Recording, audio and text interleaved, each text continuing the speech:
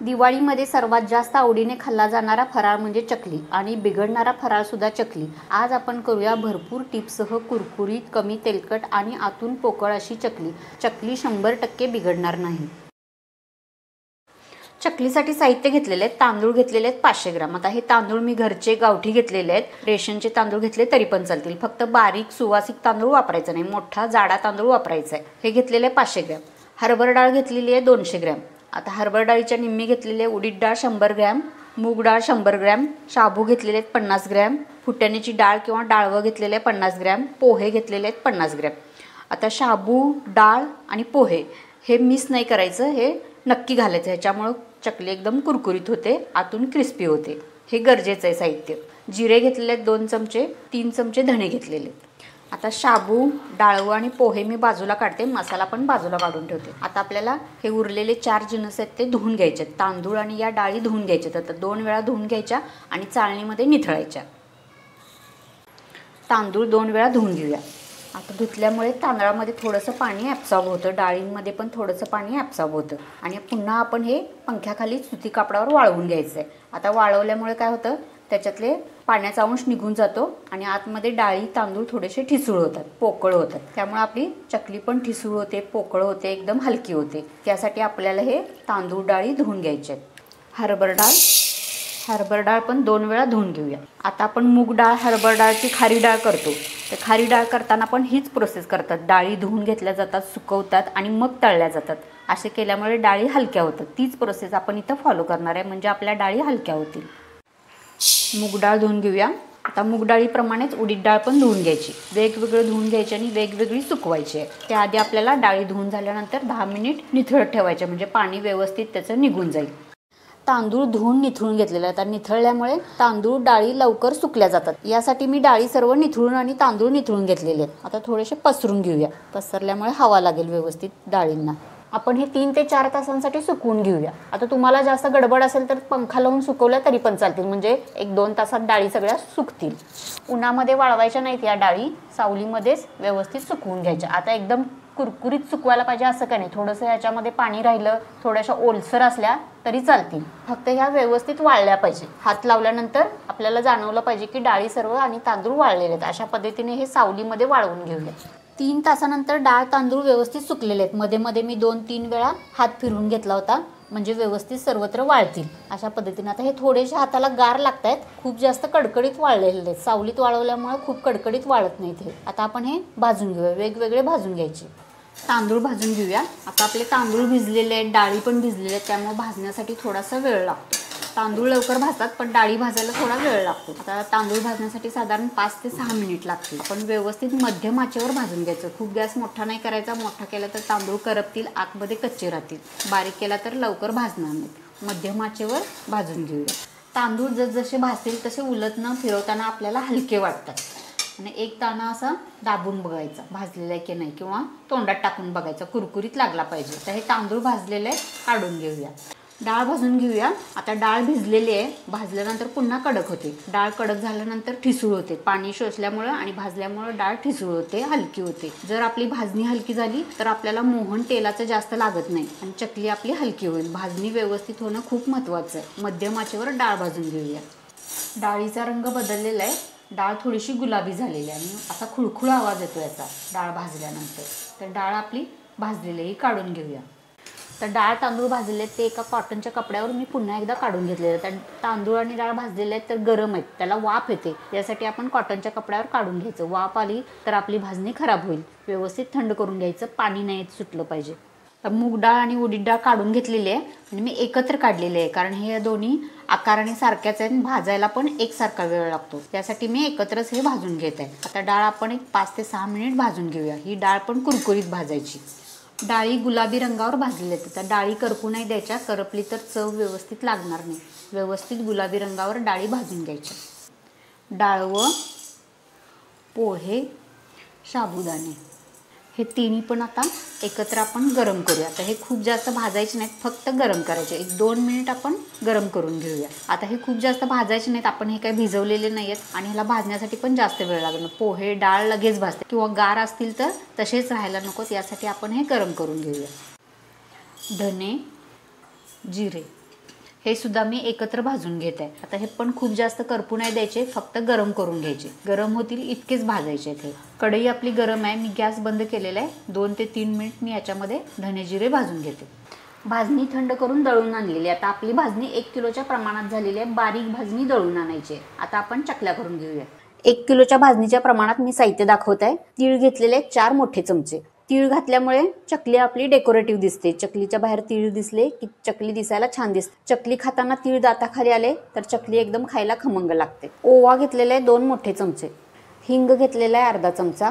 हळद घेतलेली आहे पाव चमचा। आता हळद मी एकदम कमी वापरलेली आहे। हळद जर जास्त वापरली तर तळताना चकलीचा रंग बदलतो। हळदीमुळे चकली काळपट पडते, यासाठी मी कमी हळद वापरलेली आहे। तिखट घेतलेले आहे 4 चमचे। तिखट तुम्ही आवडीनुसार थोडंसं कमी जास्त करू शकता। आता हे तिखट म्हणजे बुक्का आहे, याच्यामध्ये कोणताही मसाला नाही आहे। मीठ घेतलेले आहे 2 चमचे। आता पीठ मी एका पातेल्यामध्ये काढून घेतलेलं आहे। आता पीठ मळण्याची पद्धत माझी वेगळी आहे, यासाठी मी सर्व साहित्य पातेल्यामध्ये काढून घेतलेलं आहे। आता सर्व साहित्य आपण एकत्र मिक्स करून घेऊया।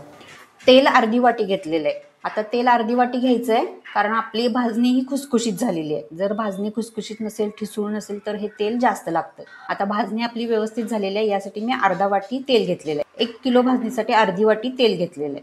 तेल कडकडीत गरम करून घ्यायचं, म्हणजे धूर येईपर्यंत गरम करून घ्यायचं। आता तेल मी अर्धी वाटी वापरलेलं आहे। समजा तेल जास्त झालं तर चकल्या तेल पितात, तेल ओढतात आणि डब्याच्या तळाला तेल राहतं। चकली खूप जास्त तेलकट व्हायला नको, म्हणून अर्धी वाटी तेल घेतलेलं आहे। तेल कडकडीत तापलेलं आहे, थोडं तेवढं तेल घालायचं आणि भाजणी अशी मिक्स करायची। तर तेल गरम आहे, लगेच पिठाला हात नाही लावायचा। एखादा उलटण्यानं व्यवस्थित मिक्स करून घ्यायची। तेलाचं मोहन सगळ्या पिठाला व्यवस्थित लागलं पाहिजे। आता थोडीशी वाफ गेलेली आहे, मी हाताने मिक्स करून घेते। तेल व्यवस्थित नीट लागलं पाहिजे, म्हणजे आपली चकली खुसखुशीत होईल। कुठं पिठाला तेल लागलेलं आहे कुठं नाही असं नाही झालं पाहिजे। व्यवस्थित गुठळ्या मोडत मोडत चोळत अशा पद्धतीने आपण पीठ मळून घेऊया। आता 7 ते 8 मिनिट आपण अशा पद्धतीने पीठ व्यवस्थित मळून घेऊया। कोरडंच पीठ व्यवस्थित मळून घ्यायचं। सर्व साहित्य आणि तेल एकजीव झालं पाहिजे पिठाबरोबर। सर्व साहित्य एकत्र मिक्स केलेले। आता आपली चकली भाजणी आहे ती 2 महिने टिकते, पण खूप जास्त चकली भाजणी करून ठेवायची नाही। 15 दिवस एक ठेवली तर चालेल, पण जास्त दिवस ठेवली तर चकलींची चव बदलते। आता ह्याच्यामध्ये तिखट मीठ तेल घालून ठेवलेलं आहे। समजा तुम्हाला वेळ नसेल, थोड्या थोड्या चकल्या बनवायच्या असेल तर तुम्ही अशा पद्धतीने पीठ मिक्स करून ठेवा। हे प्रीमिक्स आहे आणि थोड्या थोड्या चकल्या तुमच्या सवडीनुसार केल्या तरी पण चालतील। आता थोडंसं पीठ मी काढून घेतलेलं आहे। सुरुवातीला आपण चकलीची चव बघूया, तिखट मीठ खुसखुशीत झालेत की नाही किंवा वातड झालेत, चकल्या बिघडलेत, हे आपण पहिला ठरवायचं आहे कसं झालेत आपल्या चकल्या। त्यानंतर आपण सर्व पीठ मळायचं आहे। सुरुवातीला थोडं पीठ मळून घेऊया। या पद्धतीने चकल्या अजिबात बिघडत नाहीत, पण आपण प्रिकॉशन म्हणून या पद्धतीने करून घेऊया। समजा आपली भाजणी काही थोडी कमी जास्त भाजली असेल किंवा तांदूळ काही व्यवस्थित नसतील तर भाजणी बिघडू शकते। यासाठी आपण रिस्क नको, म्हणून या पद्धतीने पीठ थोडंसं मळून घेऊया, म्हणजे आपलं सर्व पीठ वाया जाणार नाही आणि आपण त्याच्यामध्ये काही बदल करू शकतो। म्हणजे चकल्या बिघडल्या तर काय करावं हे पण मी तुम्हाला सांगणार आहे। सुरुवातीला आपण चकल्यांचं पीठ मळून घेऊया। आता हे पाणी मी थोडंसं गरम केलेलं आहे, म्हणजे कोमटपेक्षा थोडंसं गरम आहे। आता पाणी गरम करायला ठेवायचं आणि त्याला बुडबुडे यायला लागले, तळाला बुडबुडे दिसतात पाणी गरम होताना, त्यावेळी बंद करायचा गॅस। कोमटपेक्षा थोडंसं गरम पाहिजे पाणी। आता गरम पाण्यामुळे काय होतं, गरम पाण्यामुळे त्या पिठाला वाफ लागते गरम पाण्याची, पीठ गरम होतं आणि पीठ गरम झाल्यामुळे चकली हलकी होते। कोणताही पदार्थ आपल्याला हलका फुलका करायचा असेल तर तो गरम पाण्यामध्ये मळला जातो। गरम पाण्यामुळे पीठ हलकं होतं। आता पीठ थोडंसं घट्ट मळायचं आहे, एकदम पण घट्ट नाही मळायचं। आता पीठ असं दाबल्यानंतर याला क्रॅक नाही गेले पाहिजेत, अशा पद्धतीने मळून घ्यायचं। अशा पद्धतीने पीठ मळलेलं आहे। खूप जास्त पातळ पण नाही मळायचं आणि खूप जास्त घट्ट पण नाही मळायचं। आता असा गोळा बनवायचा आणि एकसारखा बनवायचा, मध्ये कट नाही झाला पाहिजे। मध्ये कट झालं तर आपण 2 गोळे टाकले तर चकली मध्ये कट होते। यासाठी एकसारखा गोळा बनवून आपण साच्यामध्ये घालूया। साच्याला आतून तेलाचा हात जरा फिरवून घ्यायचा। सुरुवातीलाच फिरवायचा, नंतर काय नाही फिरवलं तर चालेल। अशा पद्धतीने हे पीठ झालेलं आहे।